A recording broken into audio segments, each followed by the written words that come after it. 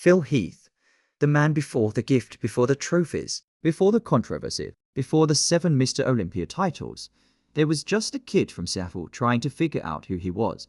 Phil Heath's story is often told backward from greatness to origin, but to truly understand him, you have to strip away the muscle, the fame, and the mythology. You have to meet the man before bodybuilding ever entered his life.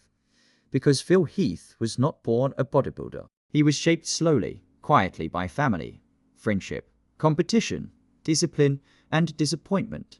Childhood in Seattle. Roots. Of discipline. Philip Jared Heath was born on December 18, 1979, in Seattle, Washington. He grew up in a working-class environment where discipline, responsibility, and self-control were emphasized early. Unlike many athletes who grow up idolizing muscle-bound heroes, Phil's childhood had no obsession with bodybuilding. There were no posters of Arnold on his wall, no dreams of Olympia stages. His early life revolved around school, structure, and sports, particularly basketball. From a young age, Phil was described as calm, observant, competitive, but controlled, quietly confident, rather than loud or dominant. This personality would follow him throughout his life. He wasn't the kid trying to be the center of attention. He was the kid paying attention. Basketball. Phil Heath's first love. Basketball wasn't just a hobby for Phil Heath, it was his identity. Throughout middle school and high school, basketball gave him structure, goals, and a sense of belonging. It also shaped his body long before bodybuilding did. The explosive movements, conditioning drills, and repetitive training laid the foundation for his muscular development. But more importantly, basketball taught him teamwork, accountability, mental toughness, how to perform under pressure. Lessons would later become critical in bodybuilding, a sport that looks solitary but is built on relentless self-discipline. Phil wasn't the most naturally gifted basketball player, but he was dependable. Coaches trusted him. Teammates respected him. He showed up, worked hard, and stayed consistent. That consistency would define everything that came next: friendships and social life. Quiet but grounded, Phil Heath was never the stereotypical loud athlete. Friends from his early years often describe him as loyal, reserved, focused, protective of his inner circle. He wasn't chasing popularity. He valued respect over attention. This mattered later because when bodybuilding fame arrived, Phil already had emotional boundaries. He didn't need validation from strangers. His confidence came from internal standards, not applause. That mental independence helped him survive both praise and criticism later in life. College life. University of Denver. Phil Heath attended the University of Denver, where he played Division I college basketball and earned a degree in business administration.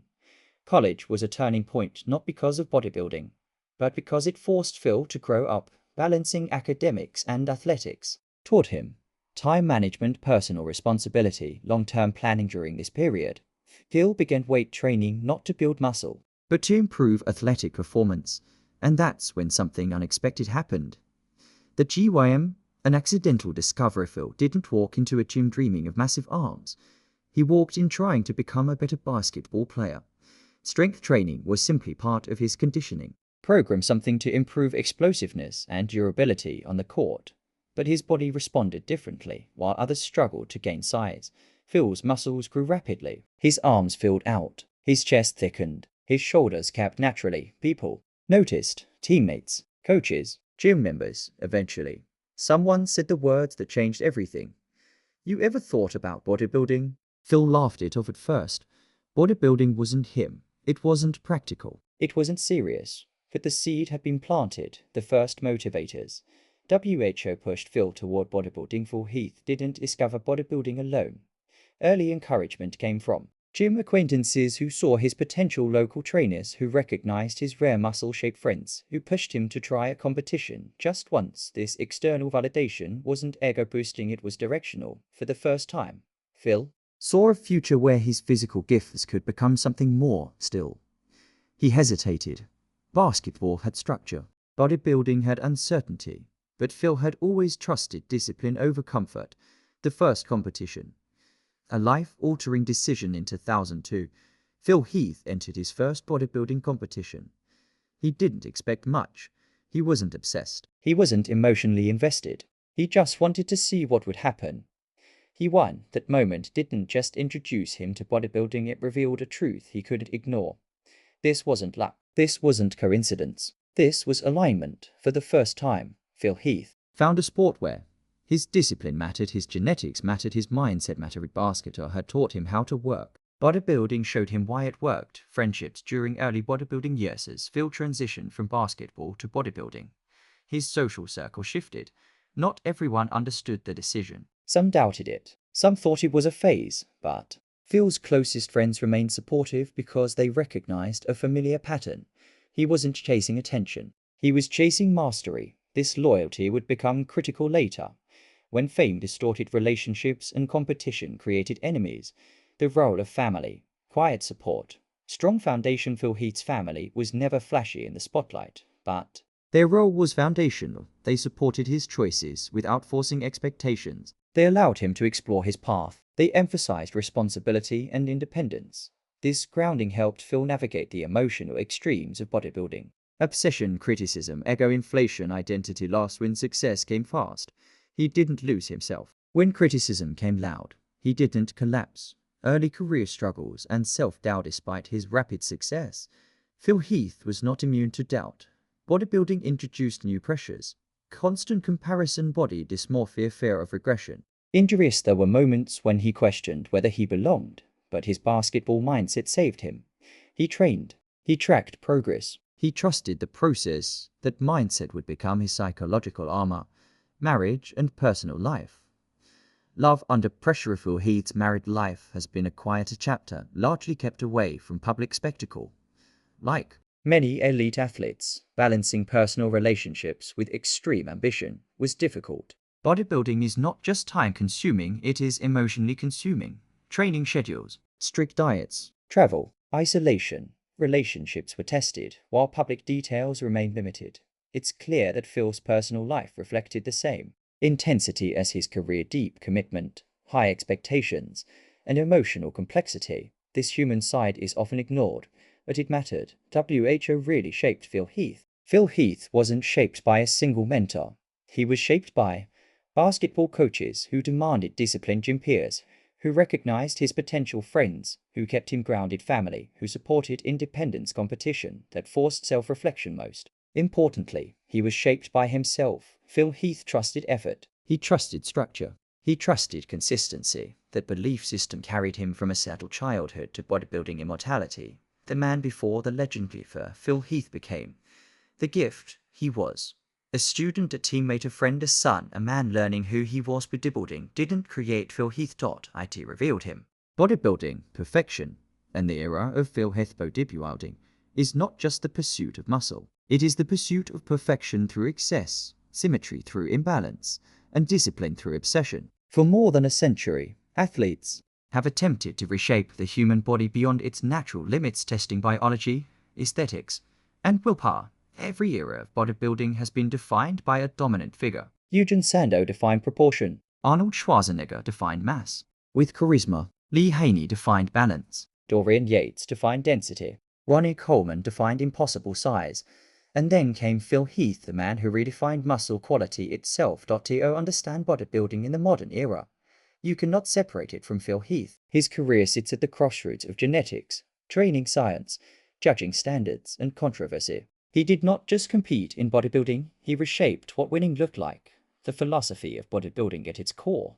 Bodybuilding is simple.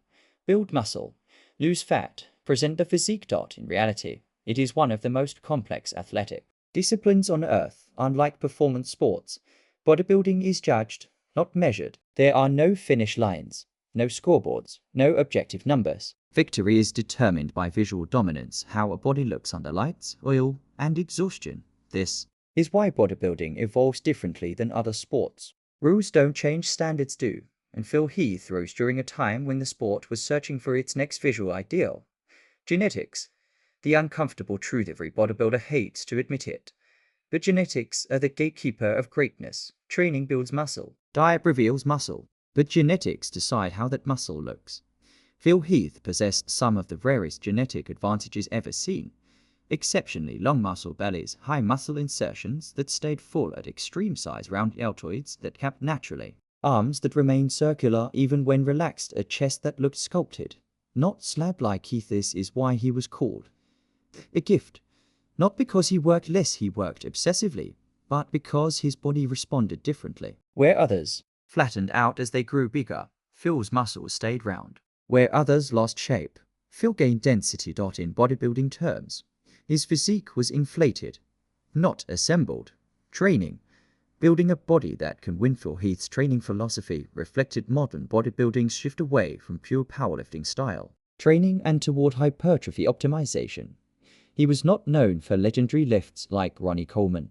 Instead, he focused on mind-muscle connection, controlled eccentrics, full range of motion, moderate to heavy weights, extreme volume during contest. Previous arm training became legendary not because of exotic exercises, but because of execution. Phil treated every rep as sculpting, not moving weight. He chased muscle expansion, not strength records. This approach reflected the evolution of bodybuilding itself, from brute force to targeted hypertrophy. The importance of shape over size. Before Phil Heath, bodybuilding rewarded size aggressively. Bigger was better even if it compromised shape. Phil changed that, standing next to competitors of similar mass. Phil looked larger not because he was heavier, but because his muscles projected outward. His delts, chest, and arms created a three-dimensional illusion that cameras struggled to capture. This introduced a new judging emphasis: visual roundness and muscle maturity. It wasn't just about being big anymore, it was about how you were big. The Olympia as a mirror of bodybuilding. The Mr. Olympia contest is not just a competition, it is a reflection of what bodybuilding values at that moment in history. When Phil Heath won his first Olympia in 2011, the sport had just emerged from the Ronnie Coleman era and the transitional Jay Cutler years. Judges were searching for mass, but not blockiness, density, but not distortion, conditioning, without sacrificing fullness. For Heath fit that criteria perfectly. His early Olympia wins felt inevitable. He wasn't just better, he was visually overwhelming, dominant, and ideas. Consequence of consecutive Olympia titles is not just dominance, it is control over the narrative of a sport. From 2011 to 2017, bodybuilding discussions revolved around Phil Heath. Who could beat him? Should he be beaten? Was the judging fair? Was the sport rewarding the right look? Dominance creates friction. Fans get bored. Rivals grow bitter. Every flaw is magnified. For Phil, that flaw became his midsection. The midsection controversy in bodybuilding, the waist is sacred. A tight midsection frames everything else. As Phil Heath continued to push mass, his midsection began to draw criticism. Whether caused by injuries, breathing techniques, visceral expansion, or sheer muscle mass, the visual impact was undeniable. This sparked one of bodybuilding's longest debates. Should sheer muscle dominance outweigh aesthetic flow? Phil represented the extreme end of muscular perfection. His critics represented the return to classic proportions. This debate wasn't really about Phil Heath, it was about what bodybuilding should become. Rivalries and bodybuilding. Dramano era of bodybuilding is complete without rivalry. Phil Heath's most iconic rivalry was with Kai Greene, a clash of philosophies as much as physiques. Phil, genetic dominance, roundness; polished Kai, artistic presentation, dramatic conditioning. Emotional intensity. Battles weren't just competitive, they were ideological. Kai represented bodybuilding as art. Phil represented bodybuilding as biological superiority. When Phil kept winning, fans felt conflicted. Not because he wasn't the best, but because they questioned what they wanted to reward. The role of conditioning. The balance between muscle size and fat loss is where championships are often decided. Phil Heath's conditioning was unique. He never looked dry in the traditional sense. Instead, he looked full, dense, and heavy, even at low body fat. This again challenged bodybuilding norms. Was shredded dryness superior to round fullness? During Phil's reign, fullness won. Injuries. The hidden cost of bodybuilding. Behind every bodybuilding physique is physical damage. Phil Heath dealt with hernias, nerve impingements, chronic inflammation, training limitations masked by stage presentation. This highlights another truth about bodybuilding. The stage lies. A physique can look flawless while the body underneath is breaking down. Why the later years of Phil's career, the physical toll was evident, even if his muscle mass remained elite. The shift in judging standards. 2018. Bodybuilding judging had begun to shift. There was renewed emphasis on waist control, flow, and structure, balanced proportion. Sean Broden's victory over Phil Heath wasn't just an upset, it was a signal. The sport was changing again. Phil Heath and the evolution of modern bodybuilding. Phil Heath's legacy is not just 7 Olympia titles. It is the way he influenced training philosophy, muscle aesthetics, judging preferences, audience expectations. To Phil Heath, competitors chased rounder muscle bellies, better arm shape, fullness over sheer scale. Even those who criticized him trained because of him. The bodybuilding paradox. Phil Heath embodies bodybuilding's greatest paradox. To win, you must push the body beyond aesthetics. But pushing beyond aesthetics eventually destroys them. His career represents the edge of what is visually possible and the consequences of reaching it. Legacy. More than titles, Phil Heath will always be debated. But debate is proof of impact. No one debates irrelevance. His physique forced bodybuilding to ask hard questions about genetics versus effort, aesthetics versus dominance, health versus greatness. In that sense, Phil Heath didn't just compete, he defined an era. Conclusion. Bodybuilding, through the lens of Phil Heath, bodybuilding is a mirror of human ambition. It shows us how far we are willing to go to chase perfection, even when perfection keeps changing. Phil Heath stood at the center of that mirror for nearly a decade. Whether you admire him or criticize him, his body tells the story of modern bodybuilding better than any rulebook ever could, because for a time, bodybuilding didn't ask, who is the best? It asked, can anyone possibly beat Phil Heath? And that question alone explains everything. Phil Heath was never supposed to dominate bodybuilding the way he did. Not because he lacked talent, but because dominance like his isn't supposed to exist. 7 Mr. Olympia titles, one of the most genetically gifted physiques the sport has ever seen, and a legacy that still divides fans to this day. Some call him the greatest of all time. Others say he benefited from an era that favored mass and roundness over classic flow. But to understand Phil Heath, the man known as the gift, you have to start long before the Olympia stage, before the lights, before the controversy, before the titles.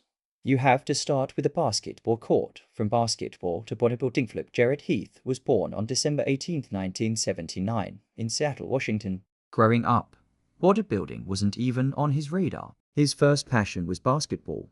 He was athletic, competitive, and disciplined, traits that would later define his bodybuilding career. Phil played college basketball at the University of Denver, where he earned a degree in business administration. At the time, his physique was impressive, but nothing like the mass monster the world would later know.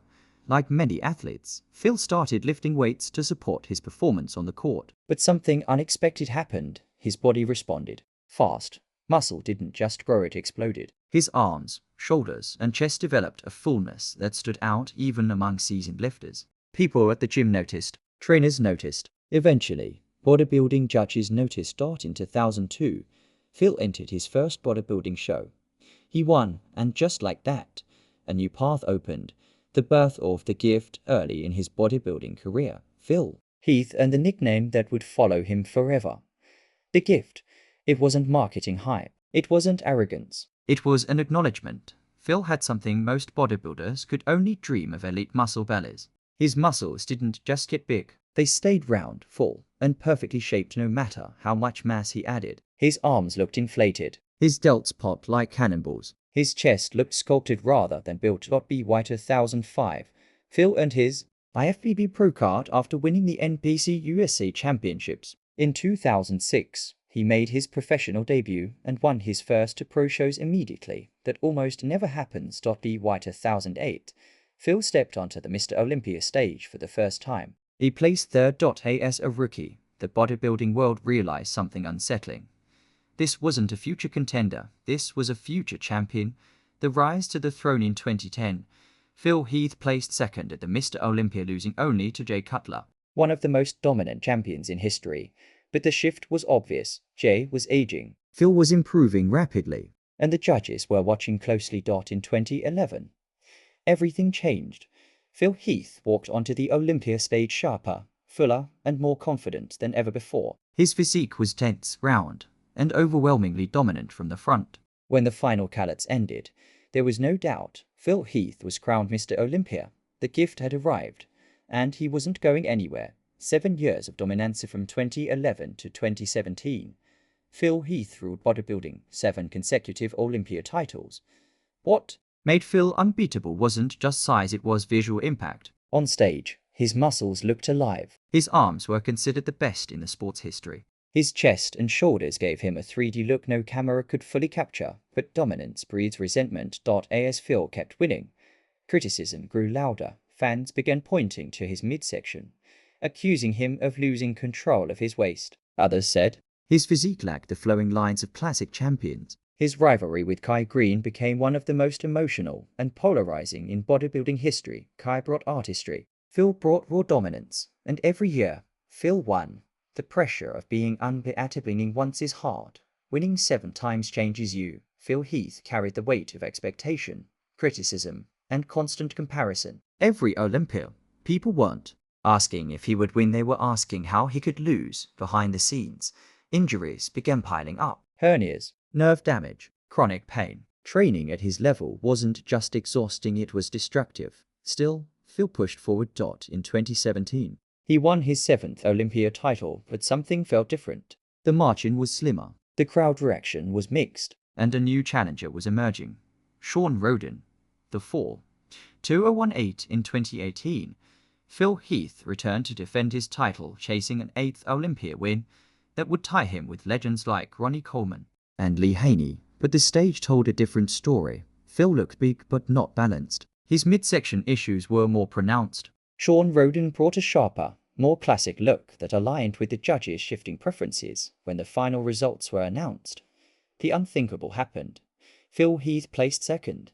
The 7-time champion had been dethroned. The reign was over after the throneful Heath never officially announced retirement, but he never reclaimed the Olympia crown either. Injuries, health concerns, and a changing sport made it clear the era of the gift had ended. Yet, his legacy remains untouchable. 7 Olympia titles, one of the greatest physiques ever assembled, a body that redefined muscle fullness and density. Phil Heath didn't just win, he forced bodybuilding to evolve. The legacy of the gift today. Phil Heath's name still sparks debate. Was he the greatest? Was he flawed? Did judging standards protect him, or did his genetics overwhelm everyone else? The truth is simple. Phil Heath was a once-in-a-generation athlete whose body responded to training in a way few humans ever will. Love him or criticize him, bodybuilding will never forget him, because gifts like that don't come twice.